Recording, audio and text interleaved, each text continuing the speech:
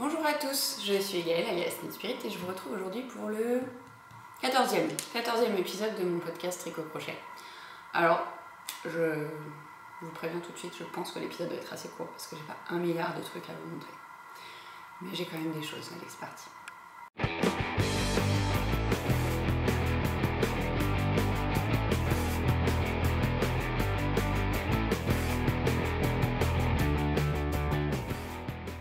Alors pour les projets finis, il n'y en a qu'un seul. Et c'est pas le pull pour mon mari, hein, même si j'aurais vraiment voulu. Non, c'est un bonnet, parce qu'en fait, c'est un bonnet au crochet que j'ai tricoté lors de la première soirée de retour du projet de tricot pour les sans-abri. Donc je m'étends pas sur le sujet du tricot pour les sans-abri, parce qu'en fait, la FAQ de ce podcast est dédiée à ça. Donc je vous parlerai juste du projet. C'est un bonnet vraiment hyper simple. Je vous mettrai le patron... C'est un patron que j'ai justement créé exprès pour le tricot pour les sans-abri parce qu'il vous faut un gros crochet, du gros fil et ça se fait assez vite. Là moi j'ai pris un crochet numéro 5 et ce que j'ai fait c'est que vu que j'avais pas de fil assez gros, en fait j'ai doublé 2 fils qui étaient plus fins, que ce soit pour le marron ou pour le bleu. Et oui, j'ai alterné 2 couleurs parce que je me suis dit que tout marron c'était un peu triste et avec le bleu ça donnait un peu de peps. Donc c'est vraiment le projet simplissime et du coup c'est pour ça que j'ai quelque chose à vous montrer en fait dans les projets finis. Donc ce sera tout d'ailleurs pour les projets finis. Pour les projets en cours, il y en a toujours 2 et ce sont toujours les 2 mêmes. Bon, il y en a un qui a beaucoup plus avancé que l'autre. Je vais commencer par celui qui n'a pas avancé, au cas où vous auriez loupé l'épisode précédent. Ce sont les chaussettes cascade. Alors j'aime beaucoup la torsade qui est sur le côté. Attendez, je vais essayer de mettre ma main dedans pour vous la montrer. Voilà. Ça va comme ça. En fait, ce sont les chaussettes du mois d'août de la box Knit Crate, la Artisan Sock Crate. Elles n'ont pas avancé à cause du projet du pull pour mon mari qui est toujours en cours et que j'aimerais vraiment finir rapidement. Donc je m'en suis arrêtée avant d'attaquer le talon. Donc elles n'ont pas bougé, mais j'ai hâte de les reprendre parce que j'aime beaucoup le motif. En fait, il y a surtout cette torsade et après le pied il est tout simple. Donc je trouve ça bien parce que ça en fait pas des caisses, mais ça fait ça. Donc voilà, ça c'est tout pour la chaussette. Et il y a le fameux pull pour mon homme. Donc il a quand même avancé depuis la dernière fois, hein, parce que j'ai essayé de me dépêcher. Déjà il a 2 manches qui sont terminées, ce qui est plutôt pas mal. Et le corps a assez bien avancé. Il reste par contre encore tout le col à reprendre et à faire. Et ça, encore une fois, je m'étais dit, avec plusieurs filles sur Instagram, on s'est motivé en disant genre on finit nos projets boulets pour mi-septembre. Mi-septembre, c'est la fin de la semaine prochaine. Et en fait, le col, il se tricote en double. Parce qu'en fait, on reprend toutes les mailles et on fait des augmentations sur toutes les mailles pour après faire un col qui soit un peu plus épais et qui se tienne. En fait, c'est une sorte de col roulé. Et donc du coup ça va être très long à tricoter, donc j'essaye de tout mon possible de tricoter vite pour le finir mi-septembre parce que d'une ça fait trop longtemps que je traîne et deux j'aimerais bien tricoter autre chose, mais j'avoue que plus le temps passe et plus j'ai des doutes, hein, parce que c'est pas comme si je pouvais consacrer des journées entières au tricot, parce qu'il s'avère que j'ai un travail a priori. Enfin non, c'est pas privé, c'est pas en fait. Donc voilà, bref, du coup je garde le cap, mais je le sens pas bien quoi. Voilà. Pour les projets à venir, j'ai des copines qui attendent des jumeaux, donc du coup, vu qu'elles ne regardent pas le podcast, je peux vous le dire. Donc vu qu'elles attendent des jumeaux, je vais reprendre mon tricot de couverture. Alors je vais pas encore trouver les modèles que je vais tricoter. Ouais, je pense que je vais faire du tricot, j'ai envie de faire du tricot, peut-être pas du crochet cette fois. Ou alors, vu que c'est des jumeaux, j'en fais un crochet au tricot. Bref, je sais pas encore. D'ailleurs, si vous avez des idées de patrons sympas, de couverture, qui soient pas trop prises de tête, parce que j'avoue, j'ai envie d'un truc que je peux faire ou en lisant ou devant la télé. Mais je suis preneuse. N'hésitez pas à partager les liens dans les commentaires. Voilà. Donc on passe maintenant à la FAQ spéciale tricot pour les sans-abri. Alors, pour ceux qui ne connaîtraient pas le projet, c'est un projet que Sophie, alias Larsonnette, et moi avons monté en 2011. Ça ne rajeunit pas, hein, les gars. 2011, ouais, ça commence à dater. Bon, il y a eu deux années de trous, je crois, parce que Sophie et moi avions pas mal de choses dans nos vies et on pouvait pas tout gérer. Donc effectivement, je crois qu'il y a eu 2 années où on n'a pas suivi le projet.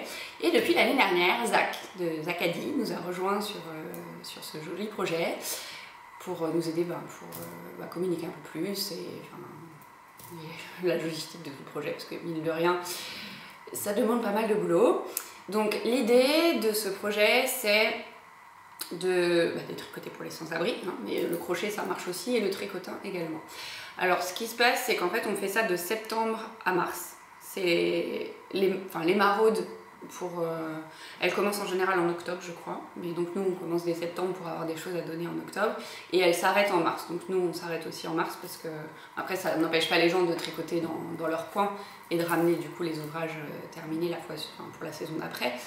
Mais nous c'est comme ça qu'on fonctionne. L'idée c'est d'avoir une soirée par mois où les gens peuvent venir déposer les ouvrages qu'ils ont tricotés ou crochetés et aussi de pouvoir récupérer des pelotes parce qu'en fait il y a pas mal de personnes qui ont chez elles des pelotes dont elles ne se servent plus parce qu'on leur a donné des pelotes où elles ne savent pas quoi faire des coloris ou alors malheureusement il y a eu un décès dans la famille et la grand-mère, la grande-tante ou je sais pas qui a laissé un stock de laine conséquent et la personne ne tricote pas.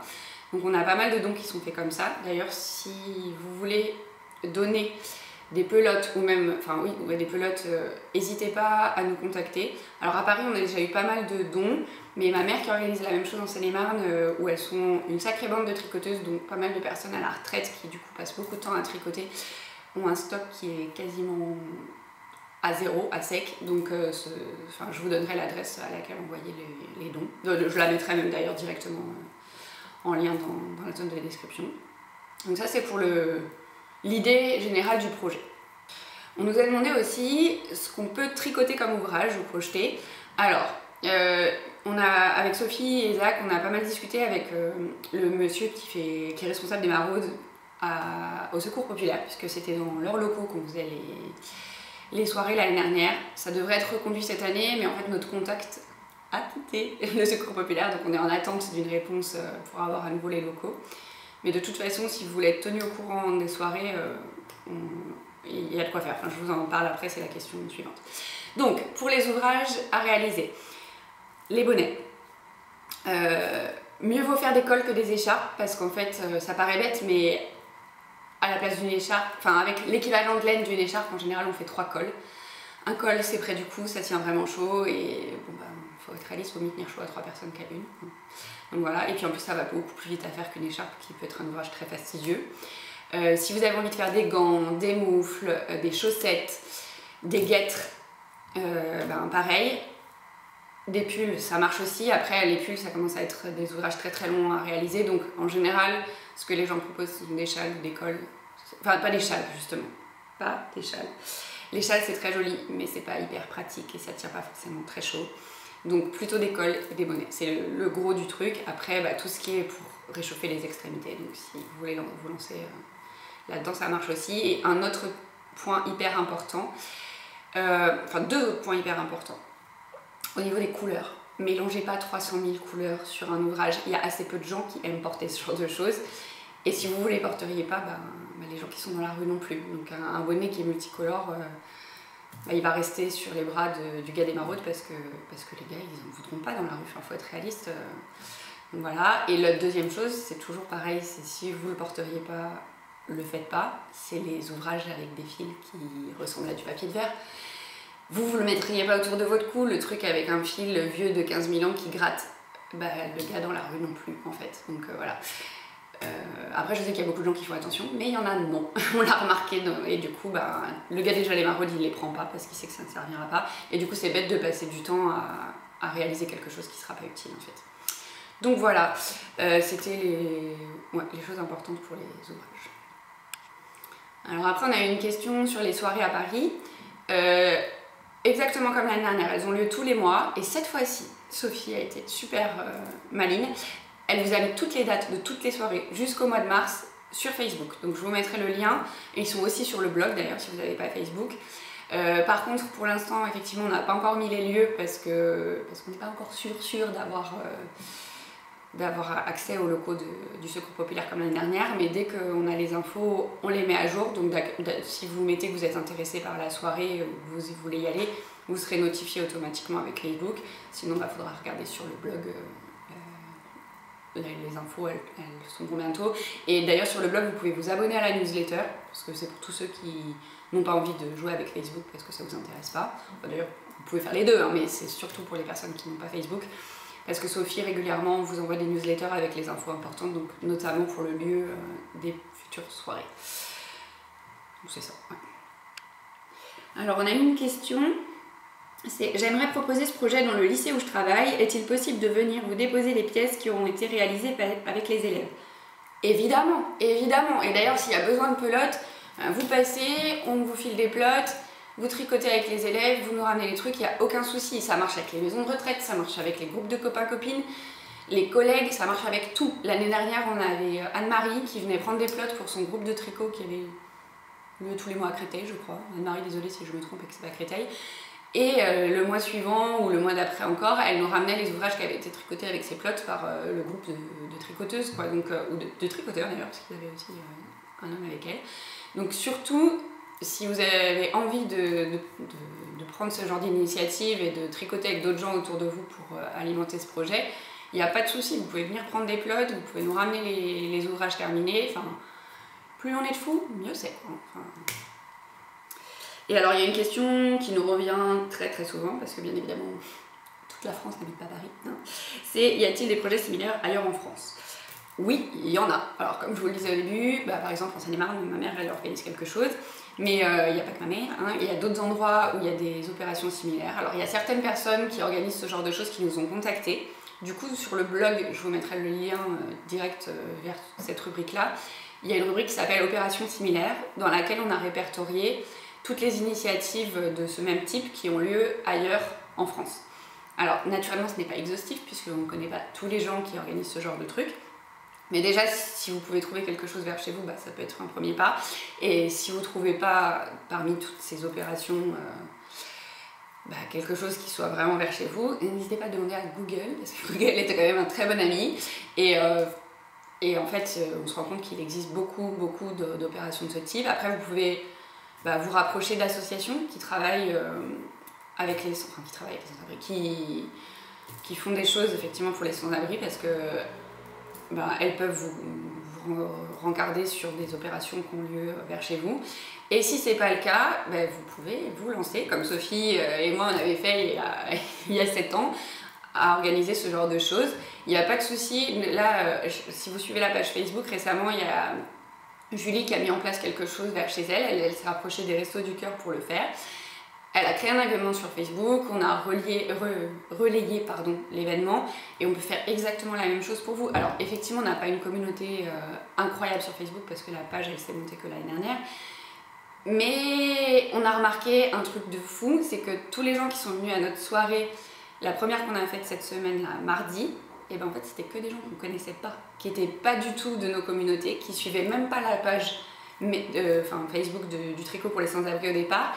Mais d'avoir créé l'événement sur Facebook, en fait Facebook a quand même ce truc magique avec son algorithme qui fait qu'il vous propose des événements qui sont pas loin de chez vous, et du coup les gens tombent dessus sans forcément qu'on en ait vraiment fait la pub. Après le fait de repartager ça aide aussi, mais déjà rien qu'avec le truc de Facebook de base ça marche pas mal et ça peut vous apporter du monde. Après c'est sûr que nous à Paris il y a forcément plus de monde qui va venir. Quand vous êtes en province dans un petit bled, c'est plus compliqué, mais ça veut rien dire, il ne faut pas lâcher l'affaire. Et nous, il n'y a aucun souci pour relayer les infos. Moi, je peux les relayer aussi sur ma page perso, qui a déjà un peu plus de followers que celle du tricot pour les sans-abri. Mais après, je sais que ça fait un peu peur, on se dit, ah là là, je vais monter un truc, je vais être toute seule. En fait, on est rarement tout seul. Enfin, quand Sophie, elle m'a contactée, au début, on pensait qu'on serait que toutes les deux. Et finalement, maintenant, il y a plein de monde qui participe. Et genre l'année dernière, il y a certains rendez-vous, il y avait 50 personnes, quoi. Donc, faut pas désespérer, et je pense que si vous avez vraiment, si le projet vous tient à cœur et que vous avez vraiment envie de le faire, ça va marcher, moi j'en suis sûre. Voilà, et bien du coup, c'était tout pour le tricot pour les sans-abri, mais bien évidemment, si vous avez des questions sur ce sujet-là, vous n'hésitez pas, les commentaires en dessous, ils sont faits pour ça.